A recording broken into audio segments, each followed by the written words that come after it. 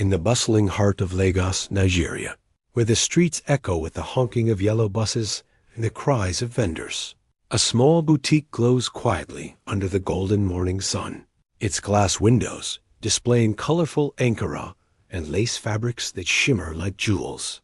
Inside, Mama Alake, a graceful woman in her early 60s wearing a bright Ankara gown, arranges the fabrics with steady hands,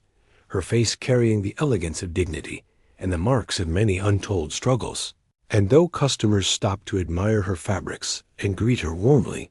her life seems as routine as the rising sun, unaware that this ordinary day will soon begin the unraveling of an extraordinary story. The interior of the boutique blends tradition and modernity, with carved wooden decor standing proudly beside glass shelves stacked with radiant fabrics. And as Alake carefully folds her merchandise with practiced care, her young assistant in her 20s enters, smiling as she places a tin of homemade snacks into Alake's hands, teasing her about working too hard, while Alake answers with a soft laugh, explaining that her fabrics are like her children and must always be tended to. And in that gentle exchange lies the unspoken bond of affection and companionship that keeps her days from becoming utterly silent. The shop fills with people as the day grows, women running their hands across shimmering cloth, voices overlapping with laughter and negotiation, until one middle-aged woman holds up a length of lace against her skin and turns to Alake for her opinion, to which Alake responds with warmth that the fabric is perfect for her daughter's wedding, her voice carrying the weight of blessing as much as advice. And though her customers leave satisfied and grateful, Alake remains rooted in her place behind the counter, her smile kind, but her heart still quietly heavy with memories of a life once fuller. As the sun sets over Lagos, the city shifts into a painting of contrasts, skyscrapers glowing with neon lights, while traditional rooftops darken into the shadows. And as twilight deepens into night, Alake closes her shop and steps outside into the fading warmth of the day, her silhouette blending into the restless rhythm of the city that seems to carry on endlessly, indifferent to the loneliness tucked within her small but steady existence. Later that night in her modest Lagos apartment, photographs of family hang quietly on the walls, while a faint candle flickers against the soft hum of city lights outside her window.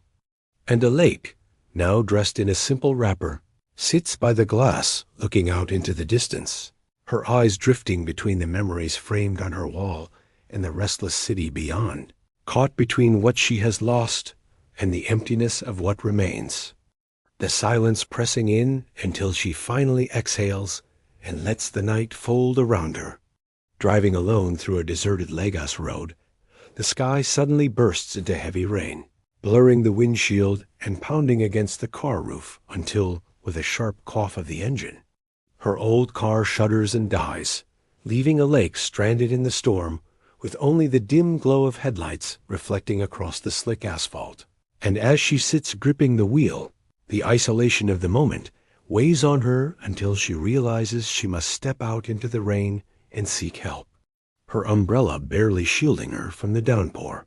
Through the sheet of rain, the low hum of a motorcycle cuts through the storm as a young Nigerian man in his late 20s pulls over, rainwater streaming down his face as he removes his helmet and approaches with concern,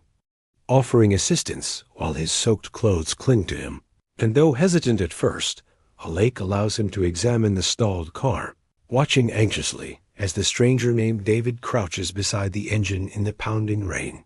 the unlikely encounter marking the beginning of a bond neither of them yet understands. A meeting carved into fate on a lonely Lagos night. David bends beneath the hood, his hands steady despite the storm, while Alake stands beside him, holding an umbrella that trembles against the fierce wind, her eyes watching him anxiously as raindrops streak down her cheeks and mix with the city's restless glow. And though the night is loud with thunder and water, there is a quietness in their shared moment, a silent understanding forming as he works to bring life back into the car, his presence both unfamiliar and strangely reassuring. on this rain-soaked Lagos road. At last the engine roars back to life, and David wipes his wet hands with a tired grin, climbing into the passenger seat as Alake insists on giving him a ride home, the two of them laughing awkwardly as the car moves slowly through the neon-lit streets glistening with rain, their reflections stretching across the wet glass. And though their words are light and casual, there is an unmistakable warmth blooming in the air between them, a flicker of connection carried through the hum of the city and the rhythm of the storm. Days later, in a cozy Lagos cafe with wooden walls and warm lights, David and Alake sit across from each other, coffee cups steaming gently as they share stories that spill easily into laughter, their age difference fading into the background. While the conversation deepens with every word, and as customers come and go around them, the two remain locked in a world of their own, discovering comfort in each other's presence, as though the rain that once brought them together still lingers, invisibly in the air. One evening in the same cafe, David's nervous hands finally reach across the table to take hers, his eyes sincere as he speaks words he has held back, confessing feelings that tremble with both fear and honesty, while Alake sits stunned, her heart torn between disbelief, hesitation, and an undeniable rush of warmth she hasn't felt in decades. And in that tender silence, time seems to pause as both of them realize that their story has already begun to change in ways they cannot control. At a glamorous Lagos charity gala, Alake walks into the grand hall draped in a golden lace gown that catches every flicker of light. David by her side in a sharp-tailored suit, the pair turning heads as whispers ripple through the crowd, some eyes filled with admiration and others with shock.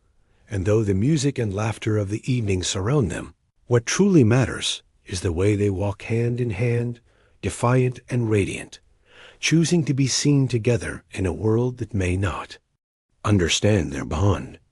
The glow of the gala fades into the sharp reality of a family dinner where David's mother, dressed in traditional wrapper and headtie, sits across the table with eyes narrowed in disapproval, her voice firm as she questions his choices, while Alake sits quietly, her dignity unshaken, though her heart grows heavy, and David defends her with conviction, his tone filled with both respect and rebellion, the clash of love and tradition filling the air until the meal grows cold and silence hangs like a storm yet to break. Far from Lagos, in the modern streets of Abuja,